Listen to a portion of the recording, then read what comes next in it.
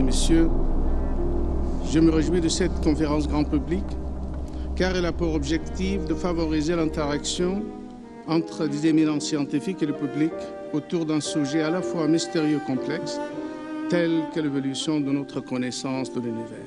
Question sur la nature, la dynamique, le rôle, la signature de la matière noire et de l'énergie noire en tant que nouveau substrat physique à déterminer ou comme une modification à nos lois actuelles pour décrire l'univers, c'est-à-dire rien de moins que l'élaboration d'une nouvelle théorie au-delà de la théorie de la relativité générale d'Albert Einstein et une nouvelle théorie au-delà de notre conception de l'infiniment petit, voie vers l'élaboration d'une description cohérente de l'infiniment petit et de l'infiniment grand, nécessite des efforts croisés de spécialistes de ces deux extrêmes que sont, à la fois d'un point de vue théorique, d'un point de vue observationnel et expérimental, deux extrêmes que sont l'infiniment petit et l'infiniment grand.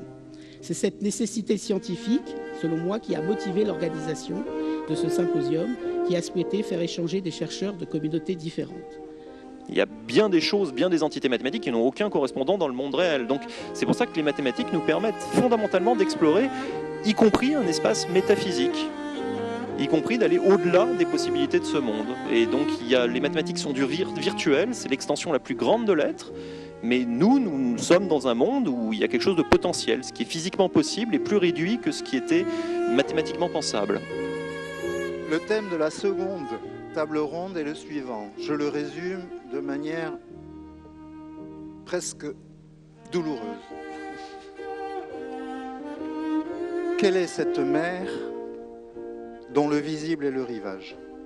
Nous explorerons également et échangerons avec des philosophes et des artistes sur leur acceptation respective de l'invisible.